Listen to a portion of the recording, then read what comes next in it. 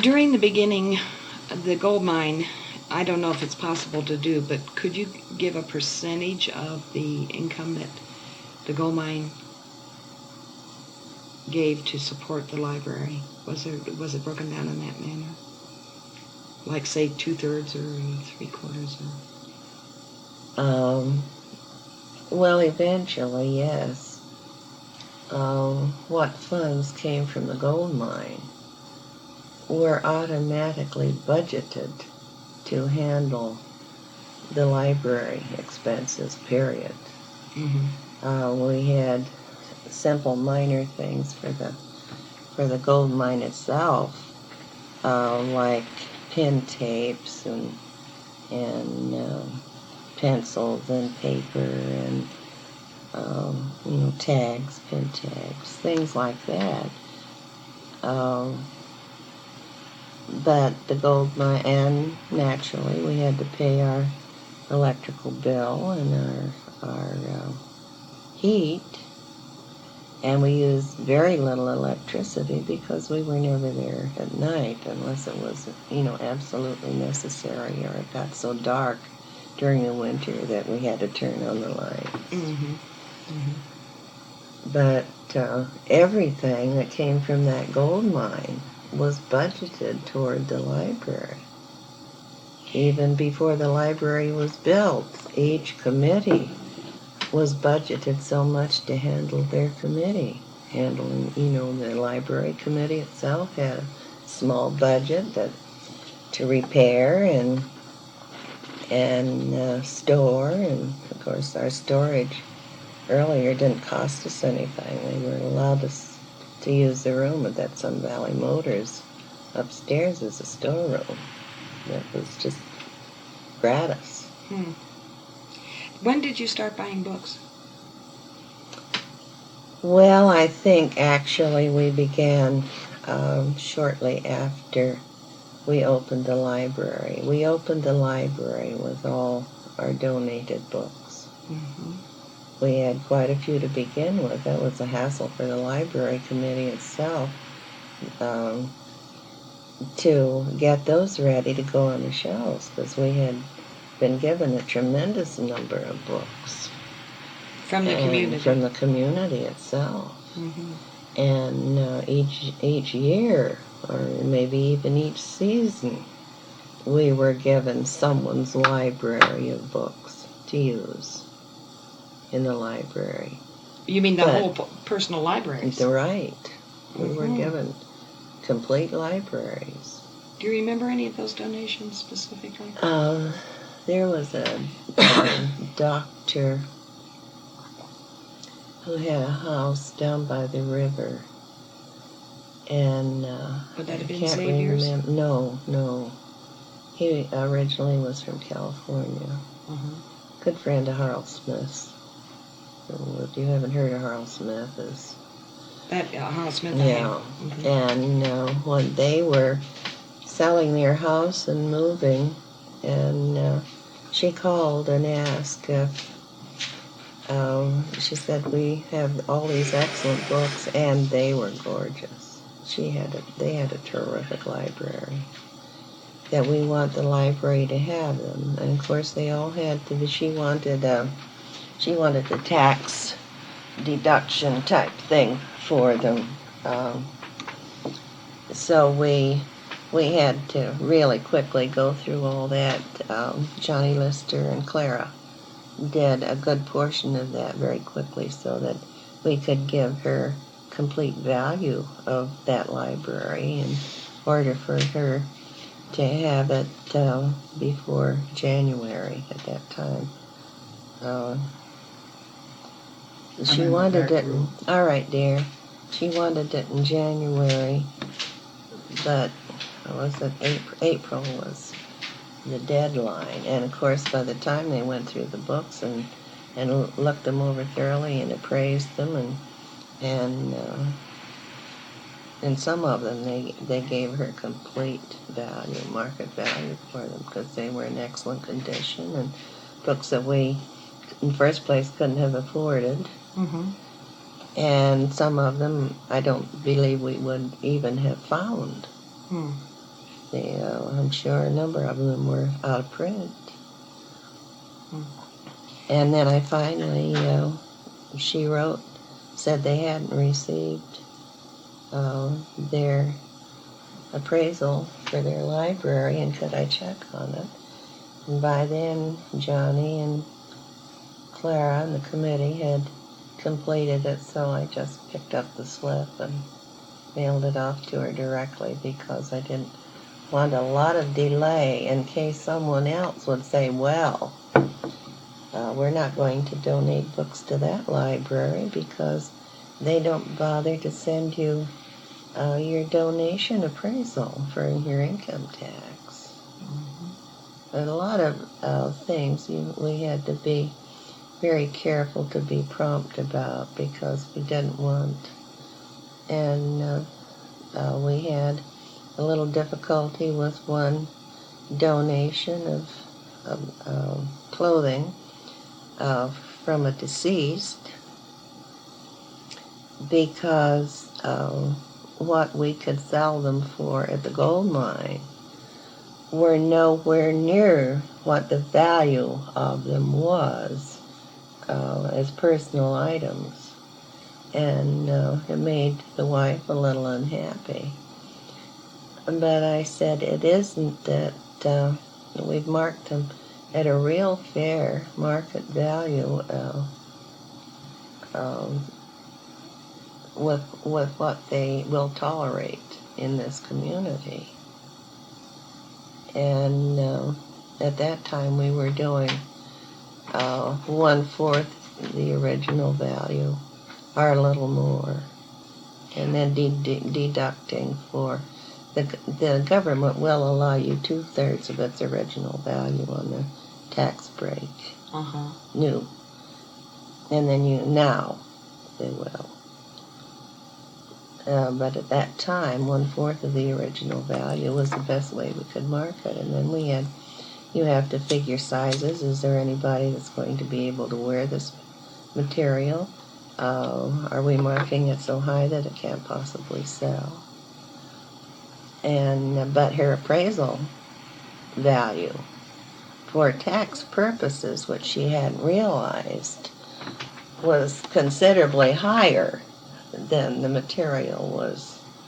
I said, what you are getting is not what we can sell it for. You are getting what its value is as far as tax purposes are concerned. So that took care of that. Mm-hmm. But we did lose another valuable donation in material because of that, because the hassle developed before I knew it was happening. Mm-hmm. And before you had time to work it out. yeah, I couldn't explain. Mm-hmm. And always when you're working with any kind of organization, you have personality clashes, and it's just bound to happen. And they were there, and they had to be handled with a great deal of tact. And I think that probably was more difficult at times than building the library and working our fingernails off. Mm-hmm. Was there any one or so many people that acted out this responsibility, what I would call community relations, let's say, or public relations, of smoothing over these problems? Did that fall to you in most Mostly cases? it fell to me. Mm-hmm. It fell to me because it was a number of things were in the beginning when I was chairman, or I was involved closely with something that would affect them. Mm-hmm. And but other than that, it was a very close working relationship between the library board and the community as a whole, and all the committees, because everyone had to be involved at some time or another.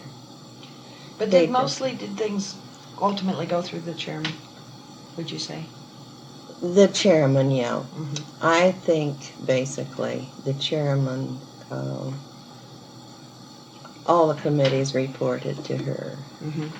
Especially in the beginning, where, when we really weren't set up on a regular session, where things were beginning to be work-wise, and we could sit down at the table and hassle these things out as a group, or get the reports and decide from what had come up with each individual committee how we were going to handle certain situations. But mostly they were reported to me as something that was coming up or had been mentioned. And then it was easier to work with the committees. I think in the main it still goes that way. I think so. Each it isn't that you have all that responsibility, because the committees work really well. Mm-hmm. It's just that, and you don't even have the final say. You are only the chairman. The board has the say. That's right, and the board has say. And the only thing that you do is keep the discussion on the subject, for one thing. Was that hard and to do? Smooth out angles. Oh, earlier it was when we were first beginning. There were just so many ideas popping around that room that for discussion, a couple of times I said, we'll have 5 minutes. And then we'll call the meeting back to order. Because that's the only way you could get these viewpoints, which everyone had, and drove the secretary nuts. She said, should I write this? Too bad we didn't have one of these tape recorders at the time. They just weren't the end thing then. I'm sure someone had them, but it wasn't us. I was going to say, you were doing brainstorming before the word came about also. Exactly. Exactly. So we would just set aside the meeting for a short time and have discussion back and forth. Or two people on the couch would have a discussion about something that they were, involved in, and then they would come to an understanding, and then that in turn could be transferred to someone else, and then the whole thing would come together, and then we could either vote on it or table it, or if it needed more discussion. But there were several times when there actually had to be a break of 5 minutes while all this was going on. It was delightful. Well, and what a wonderful way to handle it. I think it's marvelous that it was figured out and could be worked out. Was there much harking back to some of the things that were said in the very beginning, all the chiefs and no Indians in the meetings and so forth, was there a lot of dissension among people and in committees and things like that? No. Because the reason I ask that, it occurs to me there are some strong personalities involved in this. That is from for sure. From the beginning. If they hadn't been strong personalities, we wouldn't have accomplished so much. They had to be that way. They were working against idea and problems that they'd never come up with before. We had to borrow a Robert's Rules of Order in order to, we felt, conduct proper meetings. That's why the secretary was having trouble. She didn't know whether she should write it down or was it just a discussion. And I said, don't write anything down that we're discussing until somebody makes a motion. Then you make a motion. You write what the discussion is about, and then after that, just let them go. And then when someone makes a motion, then it's seconded. And once in a while, we had a slight amendment. And then we'd have to vote on the amendment, and then we would go back to the other thing. We eventually worked it out very well. Also, speaking of doing things that hadn't been done before, you've taken on what seems to me to be a full-on business, which was the gold mine. Right. The library, which is a business, but it's also a library with particular skills involved to run the library. On your original 17, were there people who had experience in merchandising, had experience in library yourself? Had you done any of this kind of work? I hadn't done any library work. I think Clara had worked somehow with libraries. I don't really know. You'd have to ask her. But I have the feeling, certainly at least she knew what it was all about. And then what we didn't know, as Ed said, we asked. I had forgotten that. I'd like to talk about that. Yeah, Ed said that I will say that they asked. Or they would listen to suggestions. And then they would make their decisions. And we really did that. We got a lot of suggestions and ideas, and we would listen to everything. And then we would come up with a full consensus of opinion from the board as a whole at the time.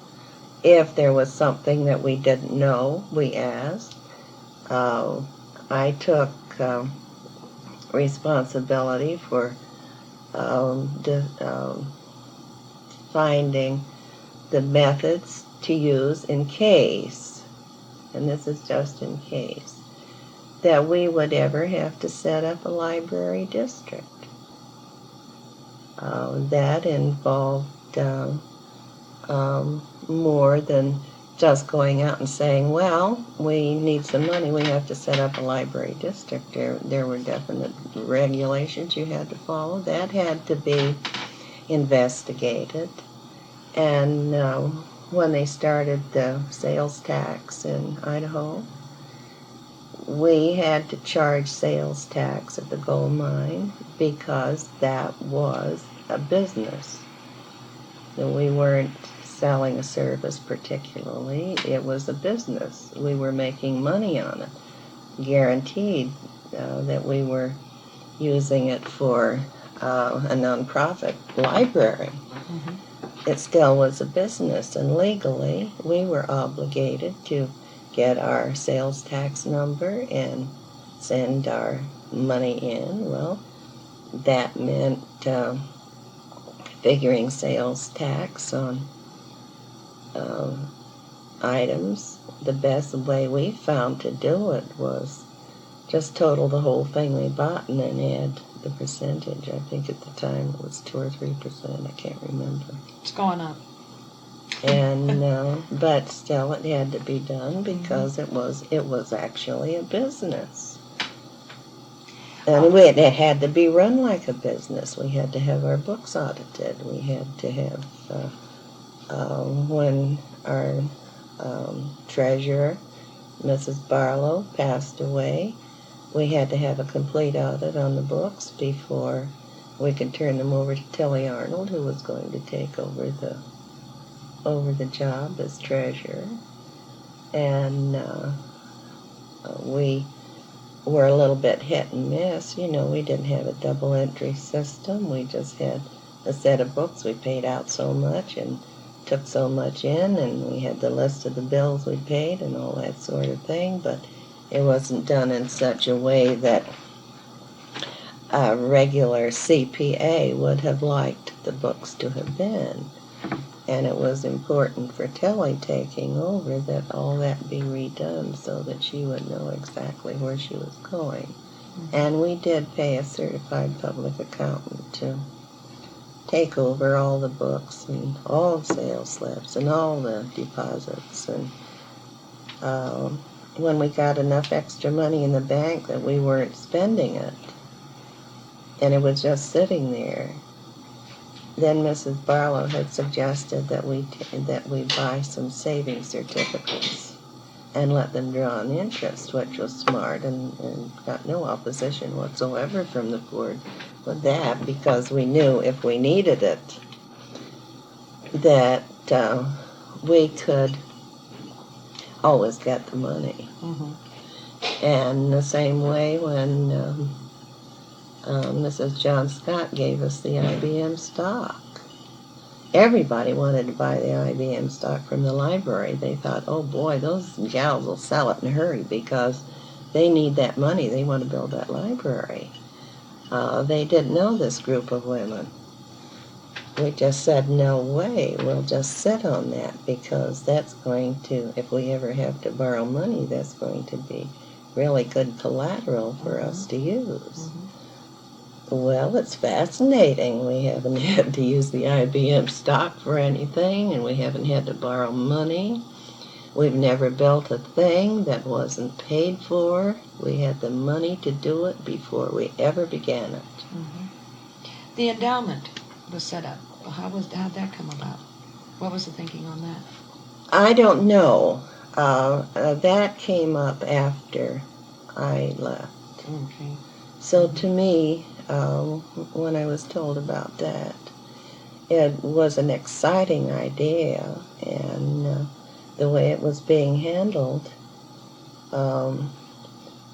and being handled free of charge, I might add. The banker in San Francisco, I think. I don't remember who Clara said, but they had talked about trying to set up an endowment fund, mainly so that eventually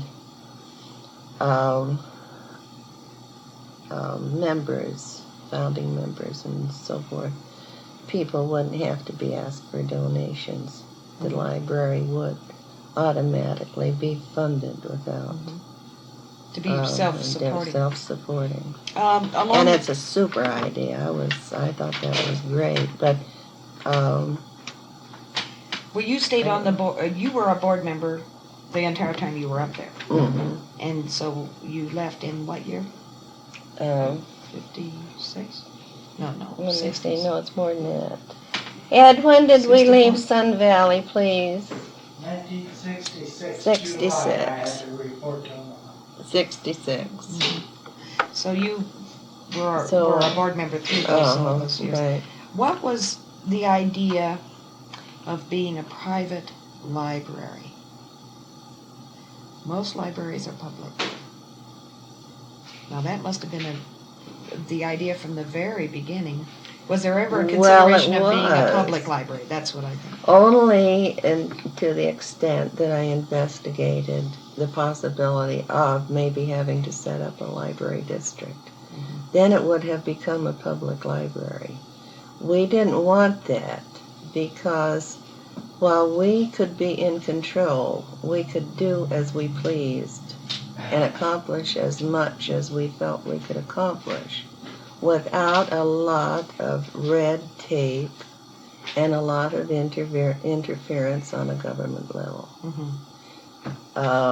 When the senator from Idaho was all gung-ho and said he was going back and asked for Congress to give us some money, for the library, and we found out about it, we immediately wrote him a letter saying, no, thank you, but no, we don't want anything whatsoever to do with the government connected with this library. Molly LaFleur, I think, was our corresponding secretary at the time. Do you remember what senator that was? Was that? Oh, let me see. Was that a local senator or a federal? I don't want to hang you up on that. I just no. Well, was church in it at the time, or church? It was church. Yes, it was church. And I mean, he probably felt. Well, he just thought it was such a super idea. I know he felt he was doing us a favor, but he wasn't doing us any favor by getting us a grant of any kind for that, because look at all the fuss and fury that we would have had to go through, all that red tape and all those reports, and we were having enough trouble just doing our own thing. It sounds to me like you were doing it successfully. Well, we did very well. What how in the world did that new library come about? Well, let's see, that's another thing that I wasn't in on in the beginning. We were running out of space, and we had this extra money, evidently. Enough extra money that we could afford to buy the property for a new library, and where they wanted to buy it. They paid quite a bit of money. At the time, compared to what property had been selling for much earlier, that it's always a shock to know how high it has gone now. But still, I think they came out of that very well. That was after you had left. After I had left. I'm sorry. But Jean and Clara were very kind to keep me informed on what was going on, so that and Clara told me about the architect, and I asked where he was from, and I said, well then, Clara, he certainly knows about the problems with snow, because having gone through some of the things with the California architects with Jans, who build for California and are used to it. I, for a minute, was a little bit concerned that maybe this young man wouldn't allow for snow loads or icy overhangs and all that sort of thing. Mm-hmm. So as soon as she told me that he knew all about that, I said, then you don't need to worry. Mm-hmm. You just let him plan it, but just tell him to make it strong. See, the first library was built in such a way that there could be an extension on it, roof line, and still carry a heavy snow load without any problem. Mm-hmm. All that was taken into account. Mm-hmm. Is there anything about the library that you would like to say in summation? Any thoughts you have about it? I don't think I ever have worked on anything that has given me such pride and pleasure as I did that library. And I have never worked with a community, and I mean community of people, who work so hard and so well and contributed so much that